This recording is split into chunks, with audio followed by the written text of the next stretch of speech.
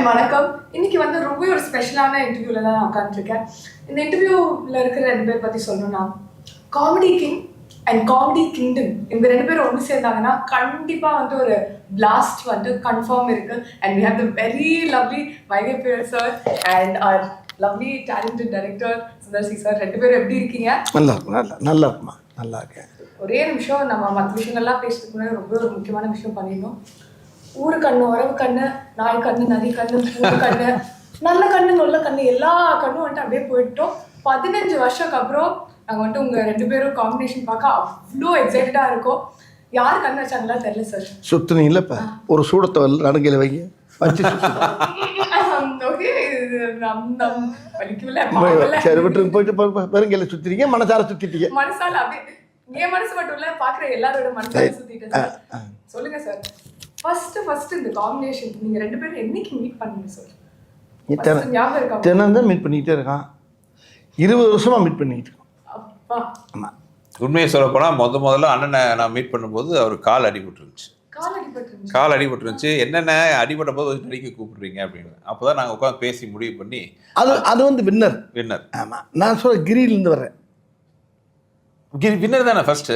கிரி தானே முதல் படம். இல்லை, வின்னர். ஆமாம், அப்புறம் ப்ரொடக்ஷனில் தான் கிரி. அப்படியா? கிரி நம்ம பேனரில் பண்ணது. ஆமாம், நம்ம சொந்த பேனரில். அண்ணே கிரி பேனரில். ஸோ அப்போ ஃபர்ஸ்ட் டைம் பார்க்கும்போது கால் அடிபட்டுருந்துச்சு. என்னென்ன அடிபட்ட போது கூப்பிடுறீங்க அப்படின்னாரு. விடுங்க, நான் அடிபட்டதே ஒரு சீனா வச்சு பிளான் பண்ணுவோன்னு ஆரம்பிச்சது தான் வின்னர். ஒரிஜினலா அடிபட்டுருந்துச்சு அப்போ அந்த சீன். ஆமாம். அது மானசன் சரத்குமார் சார் இருக்கார்ல, அவர் படத்தில் ஒரு ஒரு ஒரு பள்ளத்தில் வந்து குதிக்கிற மாதிரி சாட்டு. அது நானே புள்ள போய் குச்சோன்னா ஒரு பாறையில் அடிபட்டு காலில் ஏர் கிராக் ஆச்சு. அந்த வலி இன்னும் இருக்குது. ஆமாம், அதுக்கு அந்த வலியோடு அப்படியே உள்ள பேண்டேஜ் போட்டு ஹாஸ்பிட்டலுக்கிட்ட ஒரு வருஷமாக இருக்கும்போது நம்மளுக்கு இப்போ இந்த படம் வர ஸ்டார்ட் ஆகுது. அதுக்கு முன்னால் அந்த இது சுந்தரா டிராவல்ஸு, அப்புறம் அந்த தவசி இதெல்லாம் நடிச்சுக்கிட்டு இருக்கும்போது 3வது படம் அந்த படம் வின்னர் வந்து truly it was a winner. இன்னைக்கு வரைக்குமே அந்த சார். ஆனால் இவங்க 2 பேர் காம்பினேஷனில் எனக்கு ரொம்ப என்ன பிடிக்கும்னா, இன்னைக்கு வரைக்கும் ஒரு சீன் பார்க்குவோம், அந்த டைலாக் ஒரு பிக்சர் வந்துட்டு பேச முடியுமானா அந்த டைலாக்ஸே வந்துட்டு நாங்களே அந்த டோன்லேயே சொல்லுவோம். ஸோ கண்டிப்பாக வந்து இதுக்கு முன்னாடியே வந்து மூவி ஸ்டார்ட் பண்ணுறதுக்கு ப்ரீ ப்ரொடக்ஷன் ஒரு ஒர்க் இருக்கும்ல. நீங்கள் 2 பேரும் ஒன்றா ஒர்க் பண்ணும்போது என்ன நடக்கும்? எனக்கு ரொம்ப க்யூரியஸாக இருக்குது. எப்படி நீங்கள் வந்துட்டு ஸ்கிரிப்ட்லாம் ரெடி பண்ணிட்டு அந்த ஸ்கிரிப்ட் அப்படியே எடுத்துகிட்டு போய் அப்படியே கன்வெர்ட் ஆகுமா, இல்லை என்ன ஆகும் சார்? ஆக்சுவலாக ஸ்கிரிப்டில் இருக்கிறது 20% தான் இருக்கும், அவ்வளோதான் இருக்கும்.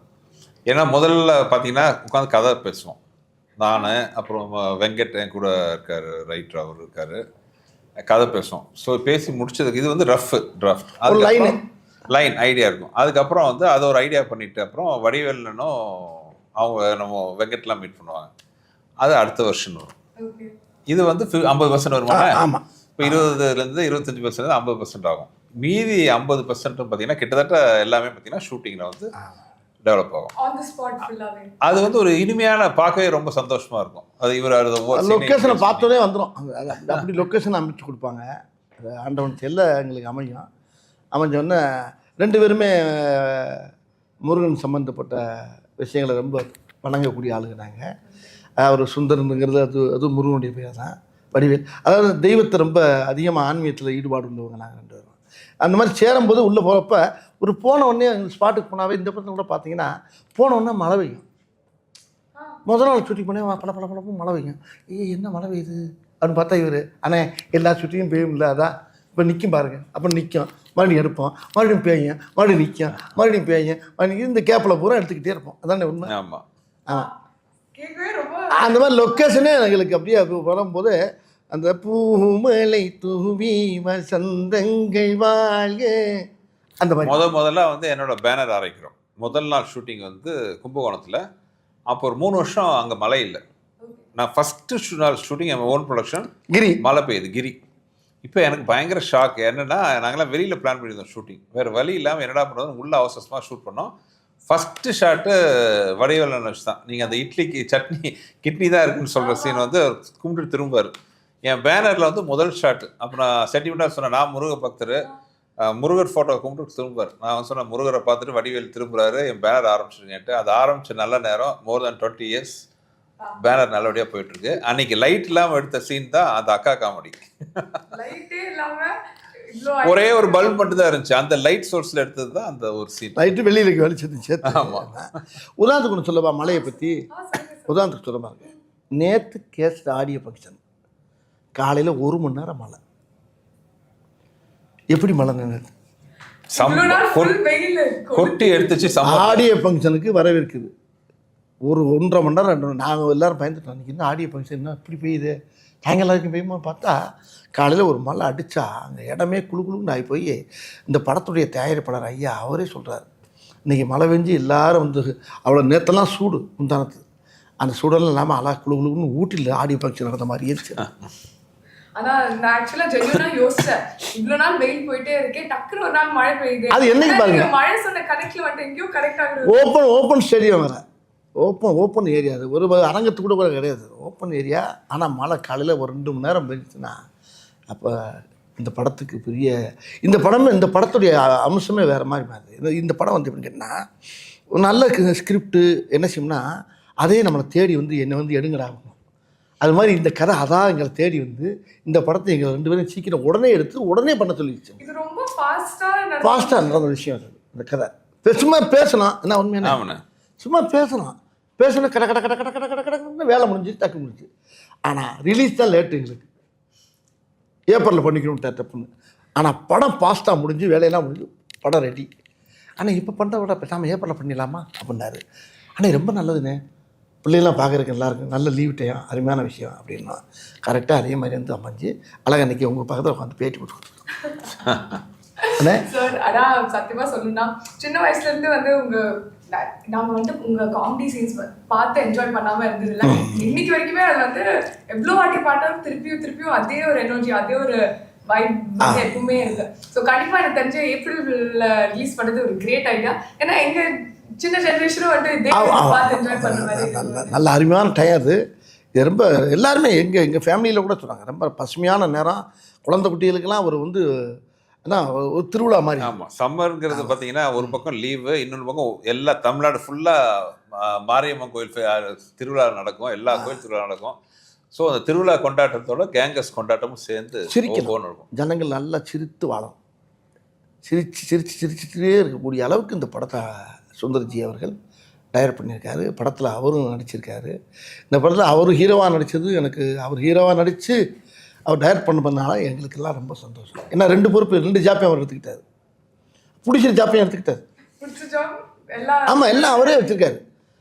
அடித்து நொறுக்கி கரெக்டாக பிளான் பண்ணி எதாக இருந்தாலும் பிளான் பண்ணி பண்ணணும். நம்ம படத்தில் சொன்னோம் ஆனால் இதில் சொன்னோமா போக்கிரியா பிளான் பண்ணி பண்ணணும், போக்கிரி தானே போய் அது மாதிரி உண்மையிலே அழகாக பிளான் பண்ணி அழகாக அது பண்ணி முடிச்சாங்கன்னு பார்த்தேன். நம்ம குழந்தைகளுக்கெல்லாம் ஒரு பெரிய அழகாக கை நிறைய வாய் நிறைய சாக்லேட் கொடுத்த மாதிரி இருக்கும். நான் ரொம்ப எக்ஸைட்டடாக இருக்கேன் அந்த சாக்லேட்காக. அண்ட் அது மட்டும் இல்லை சார், உங்ககிட்ட எனக்கு வந்துட்டு நான் ரொம்ப அட்மையர் பண்ண ஒரு விஷயம் என்னென்னா ஆல்மோஸ்ட் 30 இயர்ஸாக வந்துட்டு இருக்கீங்க சார். அண்ட் எந்த ட்ரெண்டாக இருந்தாலும் you keep matching to it. Last year வந்து பார்த்தீங்கன்னா டில் your movie it was like a little up and down season for Tamil cinema. ஆனால் உங்கள் படம்க்கு அப்புறம் அது ஒரு ஹையாக போச்சு. அண்ட் இப்போ ஜானில் வந்து எடுத்தோன்னே இன்னொரு ஹை. அண்ட் இப்போ வந்து 3rd ஹேட்ரிக்காக கேங்கர்ஸும் வந்துட்டுருக்கு. உங்களுக்கு வந்து எப்படி ஃபீல் பண்ணுறீங்க இந்த மாதிரி ஒரு விஷயம் நடக்கும்? இப்போ சொல்ல போனால் டென்ஷனாக ஃபீல் பண்ணிகிட்ருக்கேன். ஏன்னா இன்னொரு 1 வாரத்தில் படம் ரிலீஸ் ஆக போகுது. ஆடியன்ஸுக்கெல்லாம் அந்த படம் பிடிச்சி மிகப்பெரிய வெற்றி படமாக அமையணுங்கிற அந்த மனநிலை தான் இப்போ டென்ஷன் தான் இருக்குது. ஏன்னா சினிமாவை பொறுத்தவரை நேற்றைய சாதனை முக்கியம் இல்லை, இன்றைக்கி என்ன பண்ண போகிறோங்கிறது தான் ரொம்ப முக்கியமான விஷயம். ஸோ அந்த வகையில் வந்து கேங்கர்ஸ் எனக்கு வடிவேலனுக்கு எங்களோட முதல் படம் மாதிரி தான் நாங்கள் ஒர்க் பண்ணிகிட்டு இருக்கோம். ஸோ தமிழ் மக்கள் வந்து அதை வெற்றி படமாக ஆக்குவாங்கிற நம்பிக்கை எனக்கு இருக்குது. கண்டிப்பாக 2 பேரும் சேர்ந்தவுடனே ஜனங்களுக்கு ரொம்ப சந்தோஷமாக இருக்கேன். இப்போ நான் இப்போ பார்த்திபன் நானும் சேர்ந்தால் எப்படி இருக்குமோ அது மாதிரி இப்போ சுந்தர்ஜி நானும் சேர்ந்தால் அப்போ மக்களுக்கு என்ன 15 நிமிஷம் கேப் விட்டது ஒரு வகையில் நல்லதுன்னு நினைக்கிறேன். அது ஏன்னு கேளுங்களேன், ஓயாமல் சேர்ந்துக்கிட்டே இருந்தால் கூட போராடிச்சிருக்கோம். இந்த கேப் விட்டு வந்தோடனே நீங்கள் 2 பேரும் சேர்றீங்களா, நீங்கள் 2 பேரும் சேர்ந்தாச்சா, அப்போ ஓகே சூப்பர் அப்படிங்கிறாங்க. அப்போ அந்த பிரிஞ்சு இருந்து மறுபடியும் சேர்றப்ப ஒரு லவ் பார்ட்டியை சேர்றதில்ல, அந்த மாதிரி நாங்கள் 2 பேரும் சேர்ந்தது வந்து ஜனங்கள் அழகா இப்போ 2 பேரும் ஒன்று சேர்ந்தாகையா பிரமாதமாக இருக்கேன், அது ஒரு சந்தோஷம். அப்போ அதில் நான் சந்தோஷம் இருக்குது, நம்பிக்கையும் இருக்குல்ல. எப்படி நம்மளை சிரிக்க வச்சிருவாங்க என்னென்ன கண்டிப்பாண்ணே. அப்படிங்கிற எல்லா மக்களுக்கு ஒரு சந்தோஷம். இந்த உங்கள் முகத்தை தெரியுது இந்த சிரிப்பு பாருங்க.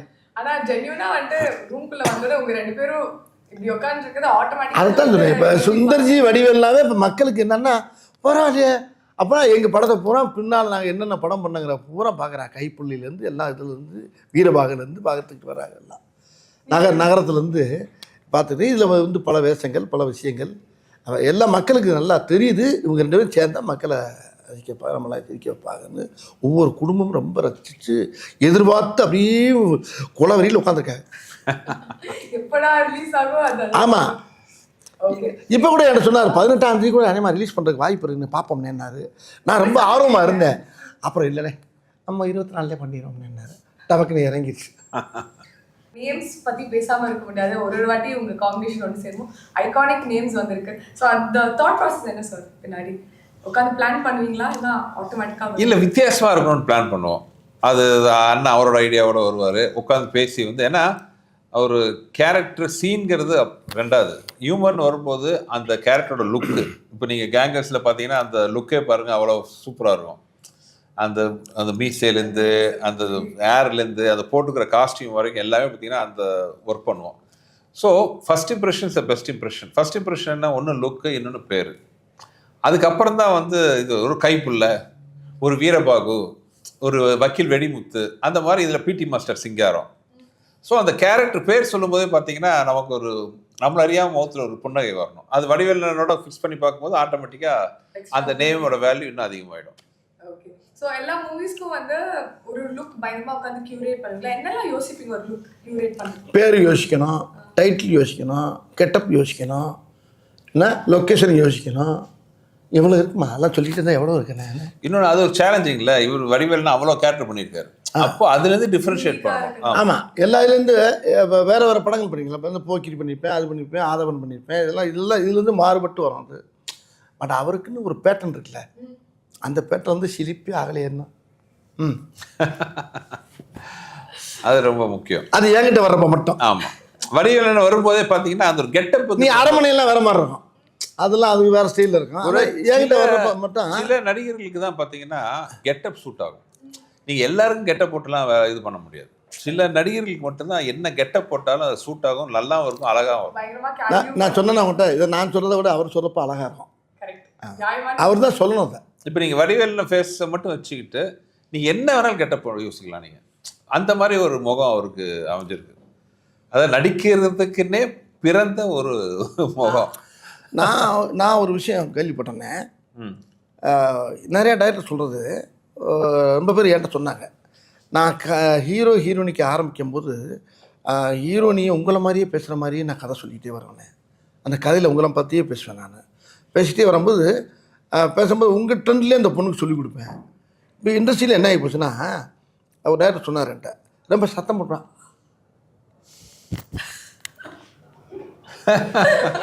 அது வந்து ஷூட்டிங் ஸ்பாட்லேயே நடக்கணும் அப்போ. ஆமாம், ரொம்ப கத்தி பேசினா நேற்று நடந்துச்சு. இந்த படத்தில் ஒரு சீனு, எங்கள் படத்தில் வந்து நேற்று ஃபங்க்ஷன் நடக்குது, ஆடியோ ஃபங்க்ஷனு. அதில் ஒருத்தர் ரொம்ப நேரமாக ஸ்டேஜில் பேச ஆரம்பிச்சிட்டாரு. எங்கள் குரூப்பில் ஒருத்தர், நிறைய க்ரௌடு வேறு, டைம் வேறு ஆகிட்டு இருக்கு. இப்போ அவர் நிறுத்த சொல்லணும். இப்போ கேங்கஸ் படத்துலேயே ஒரு சீன் இருக்குது. ஒரு வடிவேல்னு இன்னொருத்தர் எடுத்துகிட்டு போய் மாட்டிக்கிறாங்க. இப்போ இவர் மார்வெஸ்டர் இருக்காரு, அவன்கிட்ட வந்து பேசாத கட் பண்ணலாம் டைலாக் சொல்லுவார். இப்போ அதை நான் சொல்லிட்டு இருக்கேன் கீழேருந்து. அது வடிவேல் நிறைய நீங்கள் படம் பார்த்தீங்கன்னா பின்னாடி எல்லாருமே இதை பற்றி இப்போ இந்த மாதிரி பேச ஆரம்பிச்சிருவாங்க.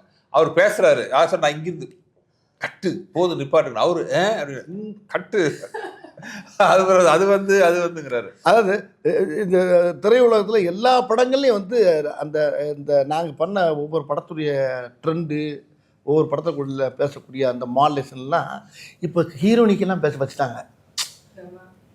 மாப்பு என்ன அப்படின்னு ஹீரோனி கேட்கலாமா? இப்போ ஒரு படம் கூட பார்த்தேன், பார்த்துக்கிட்டு ஆமாம்,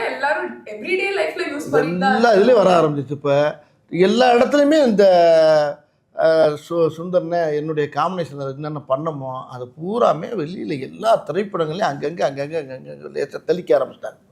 ஆனா இது மாதிரி ஒரு ஹிட் காம்பினேஷன் இருக்கும்போது திருப்பி ஒன்று சேரும்போது உங்களுக்கு ப்ரெஷர் இருந்துச்சா? ஓகே, நம்ம மட்டும் பயங்கரமா சூப்பரா ஒரு அவுட்புட் கொடுக்கணும்னு ஏதாவது? எதுக்கு இந்த கரெக்டான ஜாடி ஜாட்டான மூடி ரெண்டும் சேரும்போது எதுக்கு ப்ரெஷர் வரணும்? இல்லை அது ப்ரெஷர்னே சொல்ல முடியாது, அது வந்து சந்தோஷமான விஷயம், பொறுப்புன்னு சொல்லலாம்.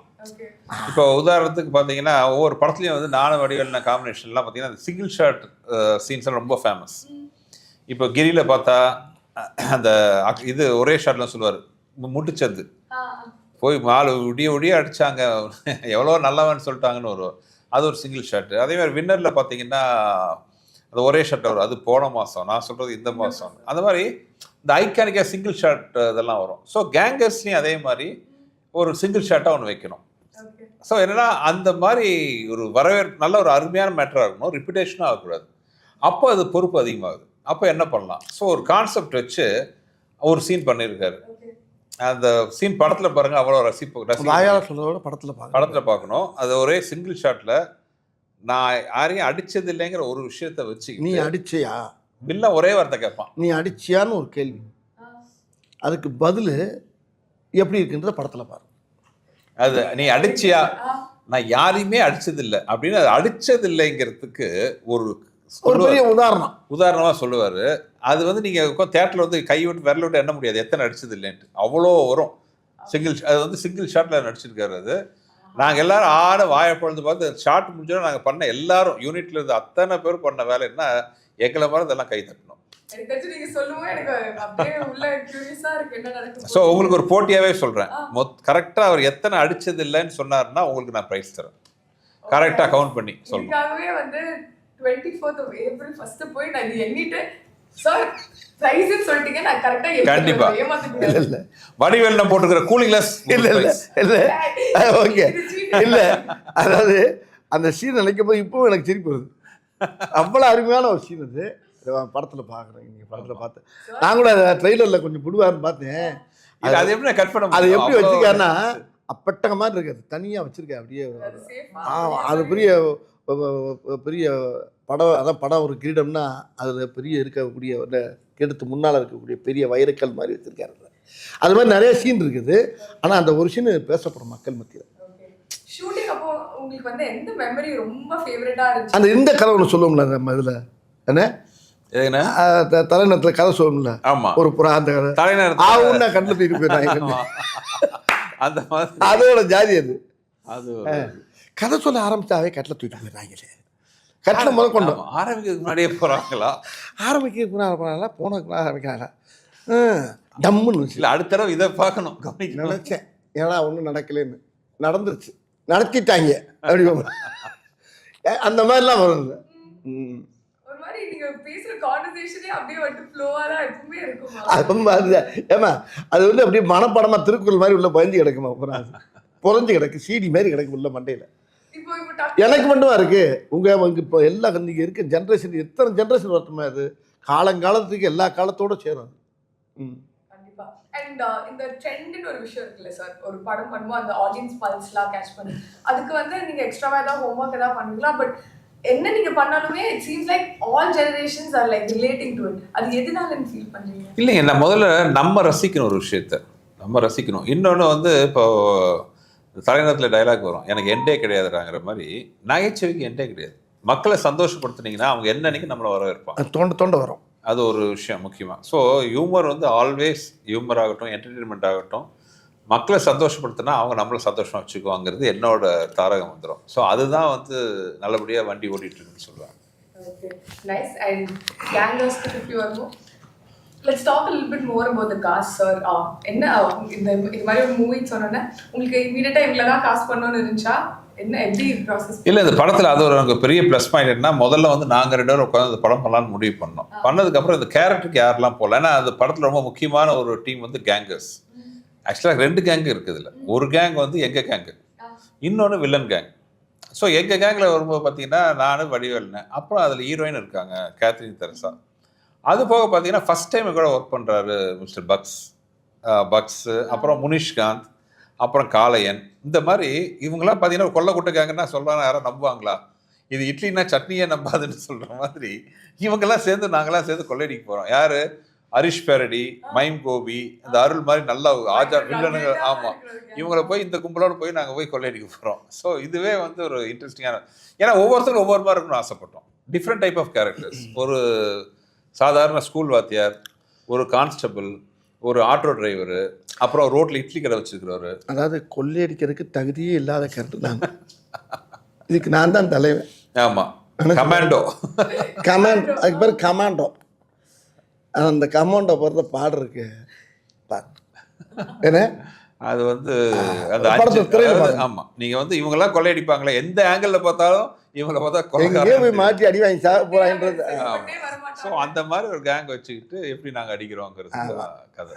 Okay, nice. அண்ட் இன்னொரு விஷயம் நான் நோட்டீஸ் பண்ணேன், ஆடியோ லான்ச் ஃபங்க்ஷன்ல சொல்லிட்டீங்க இந்த படத்தோட டைட்டில் எப்படி வந்துச்சு, அப்படியே போற போக்குல வந்துட்டு பேர் வச்சுட்டு போயிட்டீங்கன்னு. அது மாதிரி நிறைய படங்கள் இதுக்கு முன்னாடி பேர்லாம் வச்சிருக்கீங்களா சார்?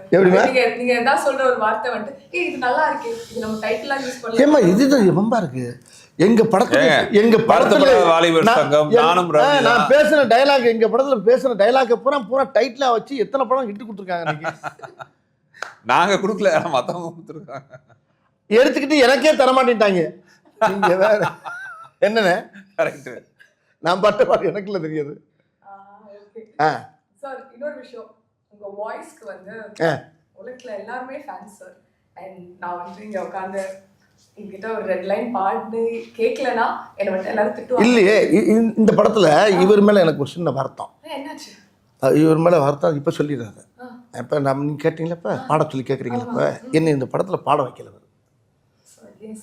அப்ப எனக்கு அடுத்த படத்துல எல்லா பாட்டும் அவர் தான் பாடுறாரு. அதுக்காக இந்த படத்துல போட்டோ டக்குன்னு எஸ்கேப் ஆயிட்டாரு. அடுத்த படத்துல எல்லா பாட்டும் வெளியே பாட போறாருனால இந்த படத்துல இல்லை அப்படின்ட்டாரு. இந்த படத்துல பாட்டு இருந்தா பாடலாமே, வேற எந்த பாட்டை பாடுறது?